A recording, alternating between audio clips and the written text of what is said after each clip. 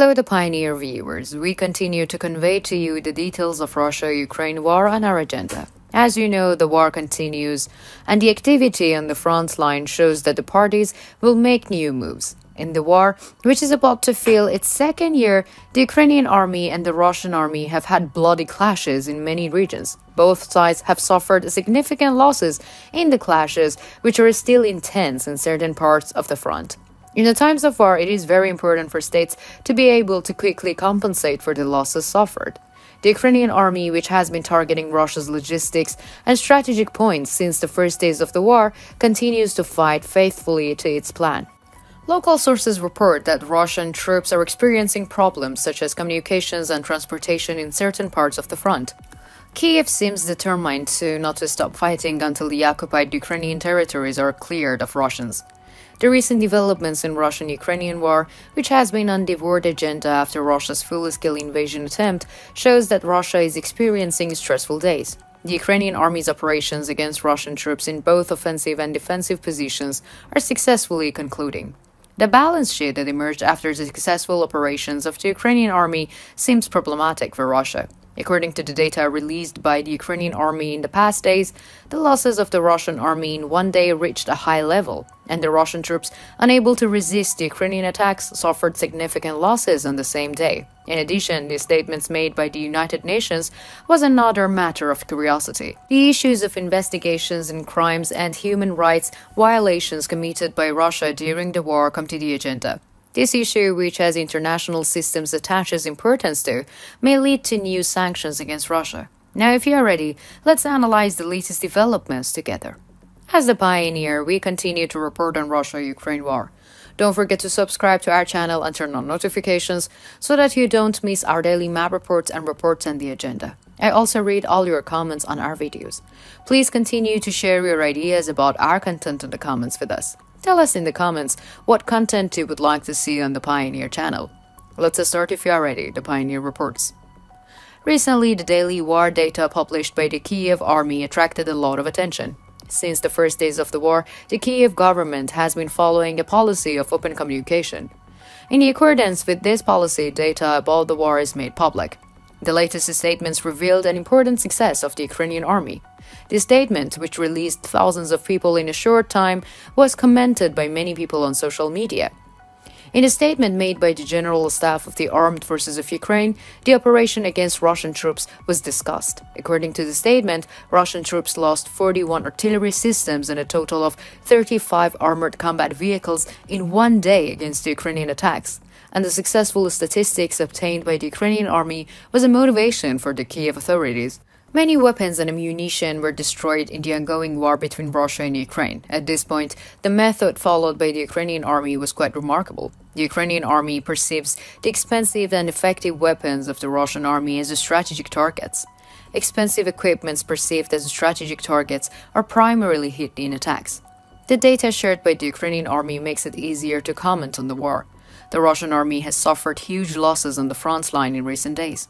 Having lost 3 fighter jets on the same day, the Russian army has the potential to suffer even greater losses. And the latest Ukrainian attack is actually an indicator of this. The Ukrainian army, on the other hand, is carrying out significant attacks with extremely cheap and inexpensive weapons. Kiev troops, which have very high firepower, don't let the Russian army off the hook. The Russian army, on the other hand, ignores losses in order to make quick gains. But as the losses accumulate, the resources of the Russian army are actually running out. Casualty figures have been high on both sides for the last few months, particularly around the eastern town of Avdiivka, which has been a key focal point for Moscow since October. Casualties have reached incredible levels. The region where bloody clashes took place during the war is known as a meat grinder. Ukrainian President Volodymyr Zelensky mentioned important details in his statements on the issue. First of all, Zelensky thanked the Ukrainian Air Force and stated that he welcomed the downing of the Russian military aircraft. The destruction of 7 Russian warplanes within a week seems to have provided a great morale to the Ukrainian army, and Zelensky also congratulated his troops for this.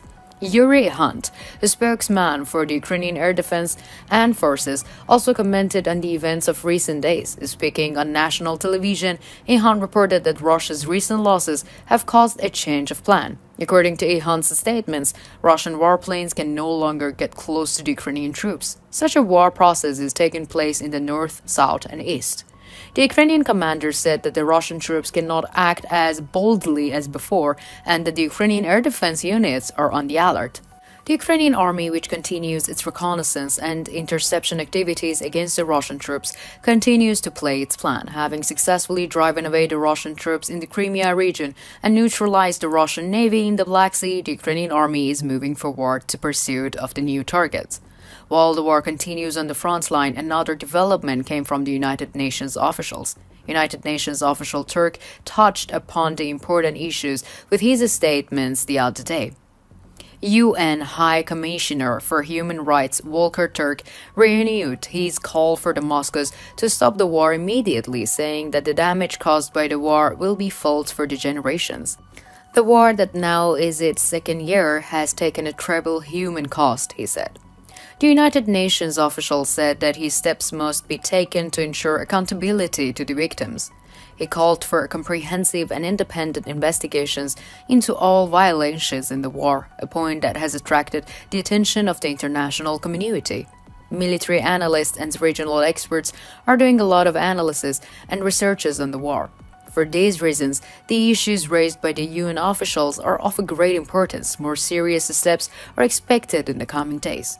So, how do you assess the Ukrainian army's offensives? Do you think that the Ukrainian army is following the right strategy by focusing on destroying the Russian army's resources? Or how do you interpret the rapid depletion of the resources by the Russian army? Or how do you evaluate the statements of the United Nations officials? We value your opinion. Please share it with us.